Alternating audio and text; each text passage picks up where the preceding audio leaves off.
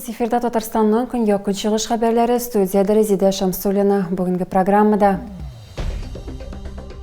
1 октябрьдә Россиядә өлкәннәр көнен билгеләп үттеләр. Гаилә елы кысаларында Әлмәттә аны үзенчәлекле итеп бәйрәм итәргә булдылар. Әлмәттә беренче борынгы шәһәр турында сага мюзиклы куелды. Тамаша берсендә битараф калдырмады. 1 октябрьдә Россиядә өлкәннәр көнен билгеләп үттеләр. Гаилә елы кысаларында Әлмәттә аны үзенчәлекле итеп бәйрәм итәргә булдылар. Шәһәр халкы һәм көмеш буын вәкилләре өчен киң программа әзерләнде. Ул 10 октябрьгә кадәр дәвам итәчәк.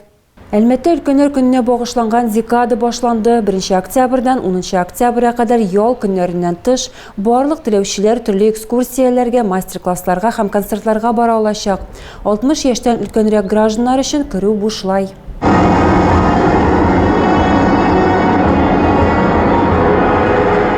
Шундыйларның берсе Россияның космик тарихы кинофильмын күрсәтү. Картина бу өлкәнең бүгенге көнгә кадәр үсеше турында сөйли. Фильмны сфера интеллектуаль ял итү үзәгендә карарга мөмкин.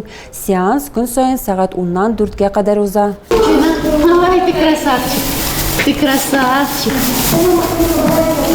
Шулай ук от спорты мәктәбендә дә экскурсиялар үткәрелә. Бирегә килүчеләр атларның төрле тукымнары белән таныша, аларны карау үзенчәлекләре турында белә һәм хәтта үз куллары белән ашата ала.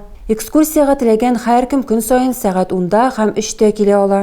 У каждого присутствующего в этом зале своя песнь жизни, свой жизненный опыт, порой очень трудный и героический. Үзәк балалар китапханәсендә масштаблы программа планлаштырылган. Биредә ретро фильмнар фестивале һәм театр артистлары, шәһәр язучылары белән очрашулар үткәреләчәк. Өлкәннәр 10 көнлегенең беренче көнендә кунакларны концерт һәм мастер-класслар сөендерде. Әлмәт башкарма комитетында да өлкәннәр көнен билгеләп үттеләр. Хәзер шәһәрдә һәм районда 45 меңгә якын пенсионер яши. Аларның иң активлары шәһәр тормышында катнаша.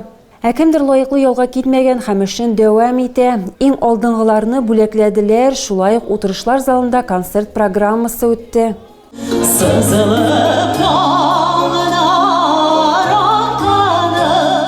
Әлмәттә беренче борынгы шәһәр турында сага мюзиклы куелды. Бу үзләре өчен идеаль урын тапкан, әмма мифик җан ияләре Шүрәле, Су анасы, Бишура һәм Аждаһа белән очрашкан халык турындагы тарих. Бу тамаша берсендә битараф калдырмады.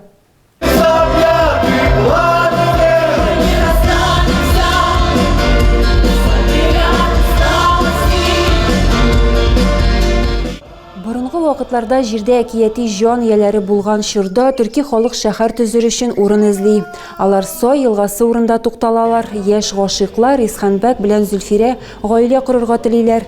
Ләкин бер көнне шәһәргә Аждаһа килә һәм бөтенесен яндырып китә. Кыз әсирлеккә эләгә. Батыр Исханбәк сөйгәнен коткарырга китә. Мюзиклны Әлмәт мәдәният сараеның сәхнәсендә беренче тапкыр күрсәттеләр. Рольләрне профессионаллар җитәкчелегендә шәһәрнең талантлы яшьләре башкарды. Төп рольләрне башкаручыларны кастинг ярдәмендә сайлаганнар. Әкият экология, кеше белән табигатьнең үзара бәйләнеше, мәхәббәт, дуслык, ватанга тугрылык темаларына кагыла. Сәхнәдә музыкантлар, хореография коллективлары, фристайл заманча бию студиясе, Мириданс һәм Әлмәтем халык бию ансамбльләре. Барлыгы 100-гә якын кеше катнашты.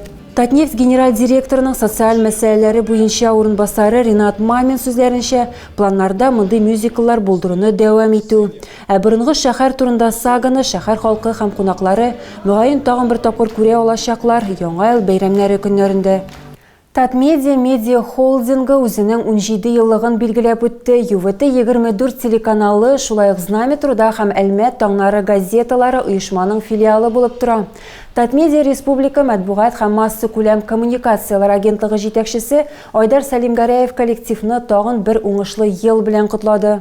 Искәртеп узабыз, сентябрьдә ЮВТ-24-не мәҗбүри һәм һәркем карый ала торган телеканаллар исемлегенә керттеләр. Мәскәүдә Роскомнадзор комиссиясында безнең канал кабель челтәрендә 22-нче төймәдә тапшыру хукукын алды. Хәзер нәкъ менә шушы позицияда республиканың бөтен көньяк көнчыгышындагы яңалыкларыбызны карарга мөмкин.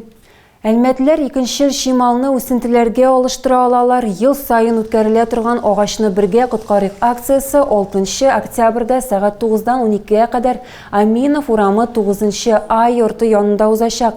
Экология һәм төзекләндерү департаменты макулатура, ПЭТ, пластик шешәләренең капкачларын һәм батареялар кабул итәчәк.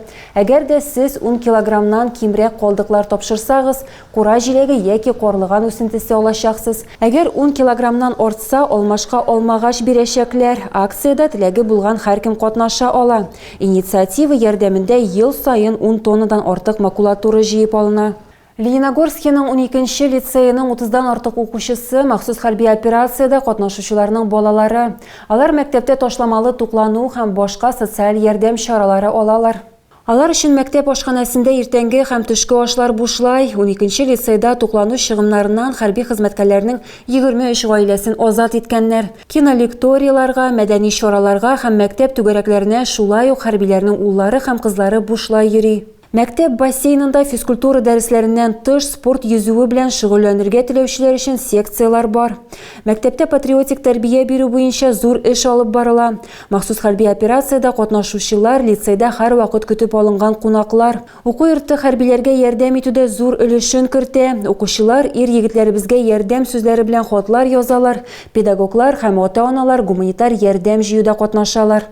Мәктәптә әтиләре махсус хәрби операциядә булган 31 укучы белем ала. Аларга федераль, республика һәм муниципаль социаль ярдәм чаралары күрсәтелә. Тагы да күбрәк яңалыклар һәм тапшырулар белән безнең сайтта таныша аласыз. Без социаль челтәрләрдә дә бар хәбәрләр юллагыз. Бүгенгә менә шулар. Мин сезнең белән сау булашам. Исән-имин булыгыз.